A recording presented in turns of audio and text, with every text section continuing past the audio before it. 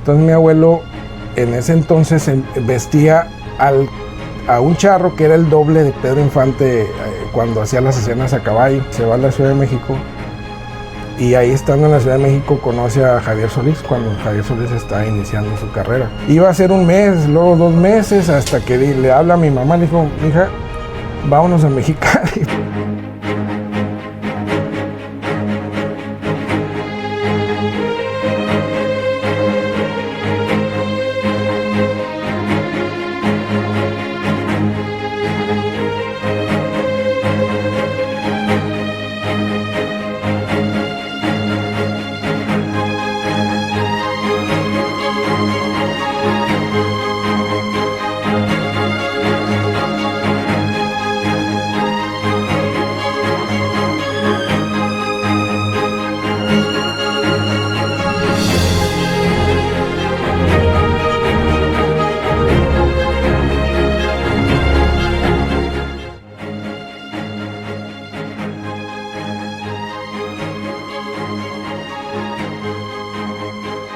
Hola, ¿qué tal? Estamos en Memorias del Mar y Desierto y ahora tenemos un espacio muy especial, sobre todo porque vamos a hablar de una tradición histórica para México, que es la charrería desde pues la presencia, la imagen, la percha, dijeran ahí los que saben, y tiene que ver con los sastres, el sastre charro.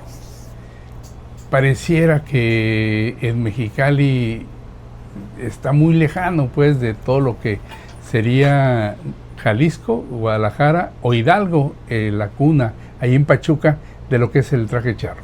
Sin embargo, en Mexicali existe un taller, un espacio que se ha dedicado muchos años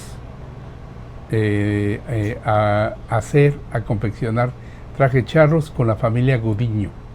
Esta familia que tiene 111 años haciendo traje charro, primero en Pachuca, después en la Ciudad de México, pero en Mexicali que llegan, y Enrique Gudiño Garza es con quien tengo el honor, el gusto, Enrique, de compartir esta historia que pareciera sacada de un sueño, pero es una realidad. En Mexicali, en plena calle A y Madero, está tu taller. ¿Cómo estás, Enrique? Muy bien, muchas gracias. Pues aquí agradecido con su visita. Espero que sea una plática que tenga algo bueno de valor y adelante, aquí estamos, bienvenidos a su casa. Todo al contrario, pero para entrar en materia, 3 referentes para que nos platique Enrique cómo estos referentes del traje charro y de la música llegan a su vida, a su historia, y aquí las compartimos en Mexicali. Pedro Infante, José Alfredo Jiménez y Javier Solís, íconos de la música mexicana y seguramente del charro. ¿Cómo llegan o cómo está su cercanía de la familia Gudiño con estos 3 íconos de la música mexicana? Yo recuerdo que mi padre me contaba que mi abuelo, cuando regresa de la revolución, que andaba él de revolucionario, se empieza a dedicar a lo que es la sastrería charra, porque él tenía nociones de sastrería, pero nunca se había dedicado a la sastrería charra. Entonces en ese momento pues era lo que más demanda tenía, se podría decir, ¿no?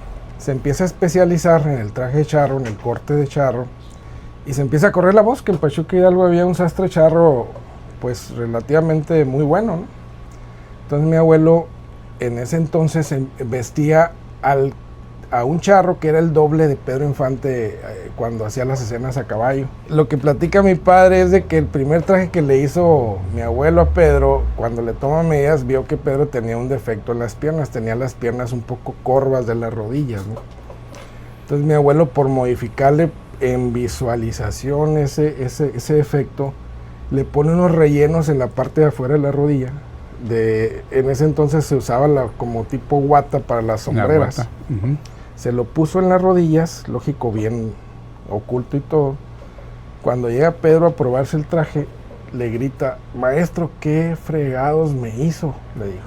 Entonces mi abuelo se sorprendió, dijo, ya la regué. ¿Qué pasó, don Pedro? No, pues me enderezó las patas, le dijo. Entonces Ahí ya con eso fue como que la chispa para que Pedro dijo, no, pues usted va a ser mi sastre, ¿no?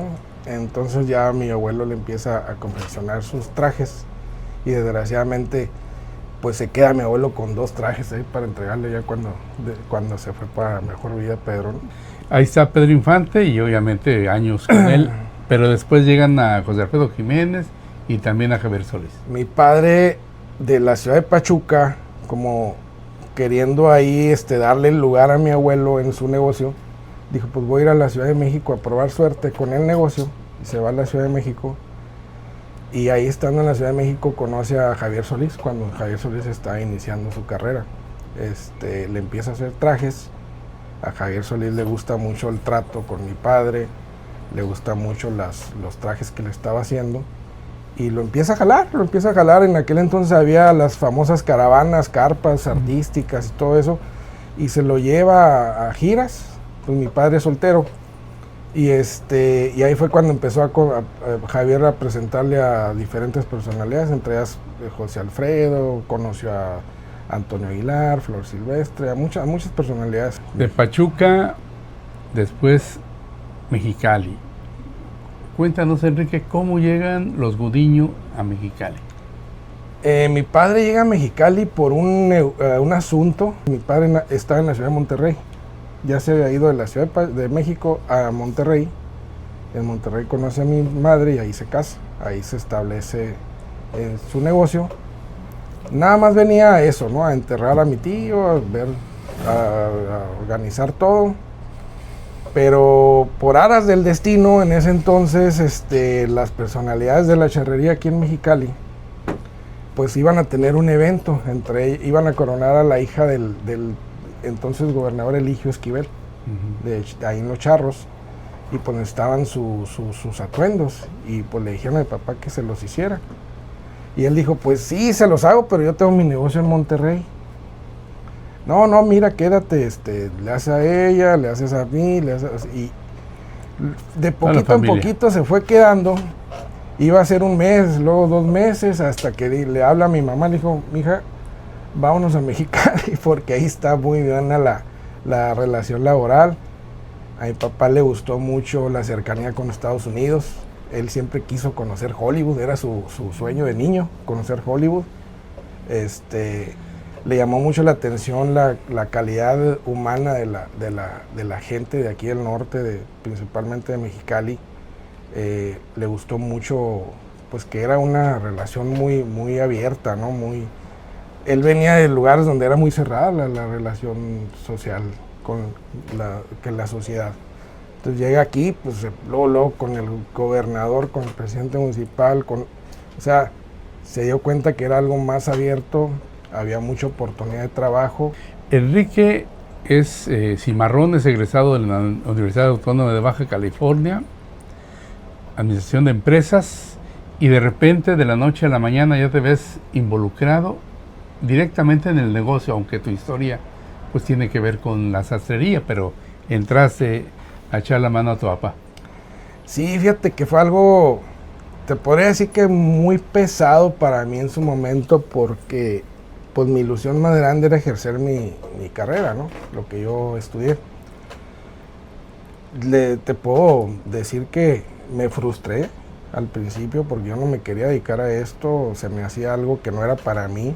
Yo decía, oye, pues entonces, ¿para qué estudié? Yo desde muy pequeño le empecé a ayudar a mi padre, pero en cosas muy, muy, muy sencillas, muy fáciles de hacer. Nunca me había puesto a cortar una prenda, un traje. Entonces una cosa me fue, cuando ya le entré al negocio a ayudarle a mi papá, entre comillas, mi padre empieza a enfermarse y me empiezo a involucrar más en el negocio, y ahí fue cuando ya me metí más de lleno. No me gustaba, seguía sin gustarme, hasta que empecé a ver satisfacciones propias, que empecé a tener reconocimientos, y ahí fue cuando dije, bueno, pues ya estoy aquí, hay que sacarle brillo a lo que tenemos, ¿no? Y ya cuando me empieza a gustar fue cuando ya empiezo yo a involucrarme más y a evolucionar un poquito más en el bonito oficio. ¿Qué te ha dejado toda esa bagaje cultural y artística que te legó tu abuelo? Tengo un contrato y conservo un contrato del trío Los Panchos, del señor Gil, por allá por el 61, 62. Ellos tenían una gira a Europa y ellos querían ir vestidos de charro, entonces mi padre les hace todo su vestuario de pies a cabeza, de trajes, sombrero, botines, todo. Entonces yo lo veía así como que, mira qué padre, ¿no? Pero ya cuando fui recopilando documentos, historia, dije, caray, pues esto trae mucha historia. Cuando un negocio trae historia, yo digo que pues tiene un valor agregado, ¿no? Siento yo ahí que es el valor agregado. ¿De qué se compone el traje charro? Vemos chalecos, vemos chaquetas, o sea, pantalones. Actualmente, ¿de qué se compone? El traje charro, las raíces vienen de varias partes. Por ejemplo, Maximiliano de Hamburgo trajo lo que son los bordados en canotillo, galones franceses. Él fue el que trajo, se podría decir que los adornos, con lo que se adorna un traje de charro. Y el corte viene de España, del corte de cordobés, de la chaquetilla española, que es muy corta. Uh-huh.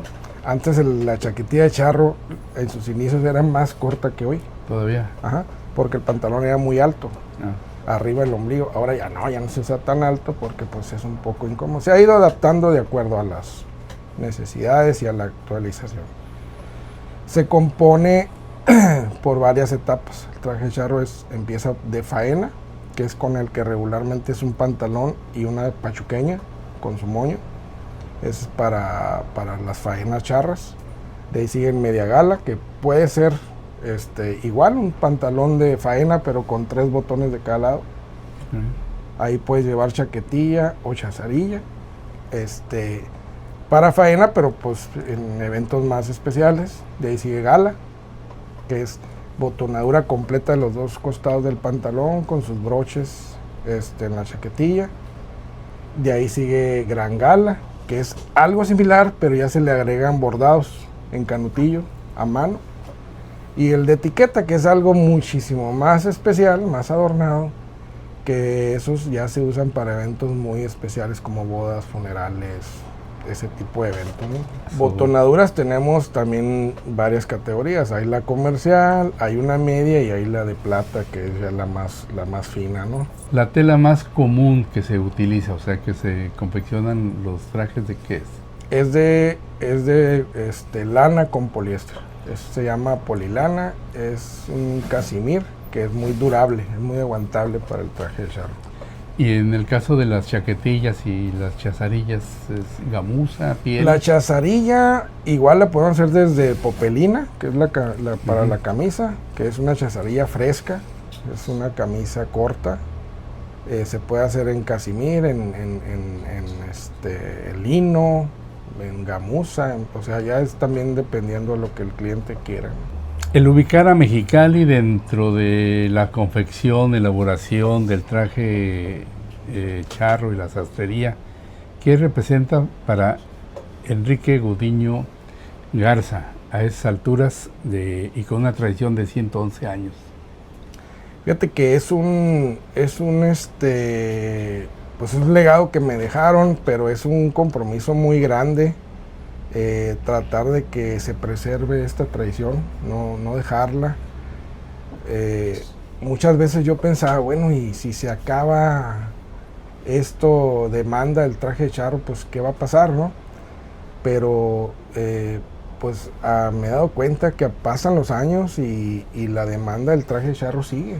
Yo soy muy dado a usar guayaberas, a usar camisas pachuqueñas, pero pues ya encontré el lugar, así que dese un tiempito, venga a conocer a la familia Gudiño. A Enrique está en la calle Madero y la avenida Madero y la calle A en Mexicali, y me va a salir maravillado, no solo con las historias, sino con el trabajo que realizan. Es un trabajo de primer nivel.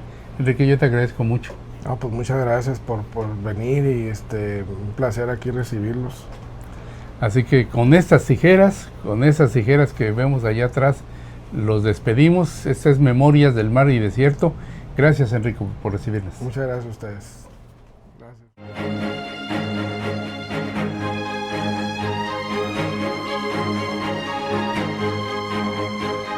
Hola Antonio, muchas gracias. El día de hoy te voy a platicar que desde el 17 de febrero del 2023, la charrería de Baja California es considerada como un bien inmaterial de nuestro patrimonio cultural. Durante 91 años, la charrería organizada de Baja California se ha dedicado a la práctica, a la preservación y a la salvaguarda de la tradición simbólica más importante de México. Esto con el objetivo de llevar a futuras generaciones este patrimonio cultural ancestral de México. Además de los actores principales de esta práctica social, de ella se desprenden también la manufactura de vestimenta y la ganadería. Nos vemos hasta la próxima.